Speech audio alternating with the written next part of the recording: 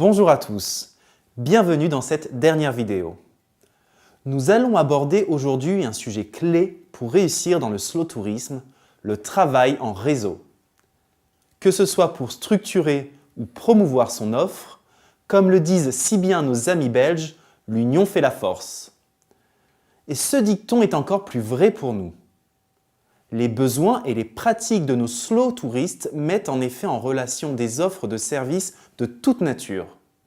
Location de vélo, restauration, hébergement ou encore transport de bagages. En route pour un petit tour des solutions qui aident à mieux collaborer.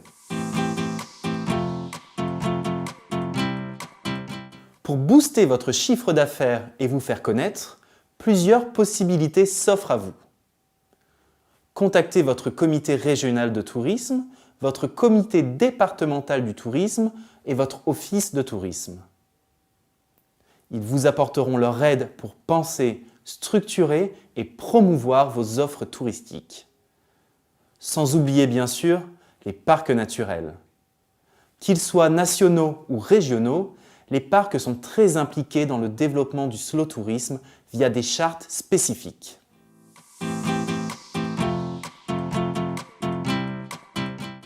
Organisés par filière, les associations et les fédérations vous permettent de vous insérer dans des dispositifs existants. La marque Accueil Vélo, à retrouver sur le site www.francevelotourisme.com, œuvre pour le développement de la filière. L'Association nationale des plaisanciers en eau intérieure promeut le tourisme fluvial et organise des rassemblements de plaisanciers.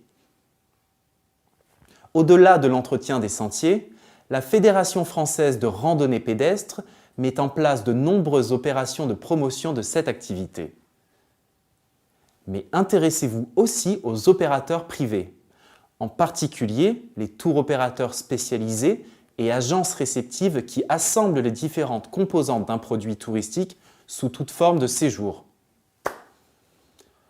Vous pourrez ainsi vous intégrer dans des packages commerciaux qui sont très prisés par certaines de nos clientèles internationales.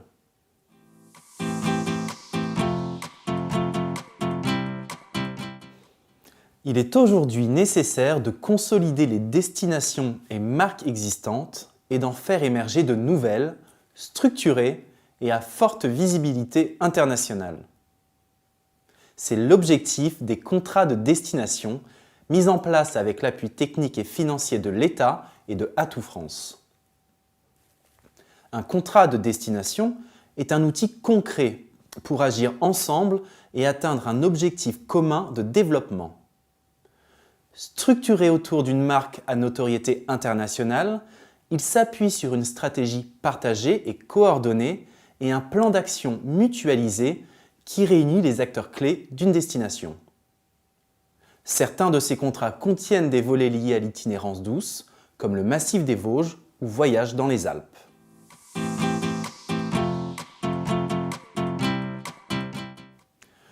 Les labels et marques traduisent l'existence de services adaptés répondant aux besoins des clientèles que nous avons évoqués précédemment. Adhérer à une marque ou à un label vous aidera à plusieurs niveaux. Structuration et professionnalisation de votre offre, mise en valeur et promotion de vos prestations. Qualité Tourisme, label d'État, est attribué aux professionnels du tourisme pour la qualité de leur accueil et de leurs prestations. Si vous êtes hébergeur, vous pouvez rejoindre des réseaux comme Clé Vacances, Gîtes de France, Logis, Relais du Silence ou encore Bienvenue à la ferme, Fermes ouvertes et Camping Qualité. Après le gîte, le couvert. Question randonnée, le label Rando Accueil est devenu incontournable. Il garantit aux clients des hébergements et des services adaptés aux différentes pratiques de balade et de grandes randonnées. Côté vélo, le référentiel Accueil Vélo est désormais connu et prisé des touristes qui pratiquent cette activité. Il se décline auprès des offices de tourisme, hébergeurs, lieux de visite ou encore loueurs de vélos. Enfin, le label Cheval Étape de la Fédération française d'équitation est très connu des cavaliers.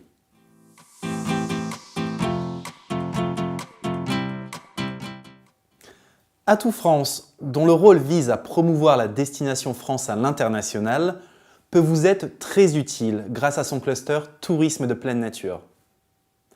Randonnée pédestre, tourisme à vélo, tourisme fluvial, composé d'acteurs touristiques variés, le cluster valorise les produits liés à la nature sur des marchés étrangers ciblés.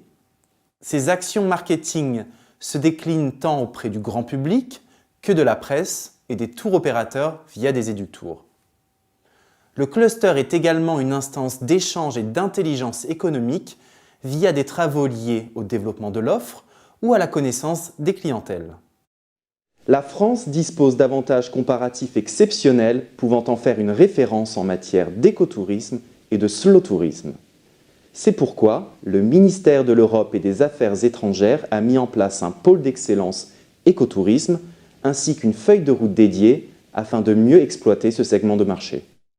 Et surtout, n'oubliez pas, seul on va plus vite, mais ensemble on va plus loin. Quant à moi, je vous remercie pour votre attention et vous souhaite bonne route dans votre démarche de slow tourisme.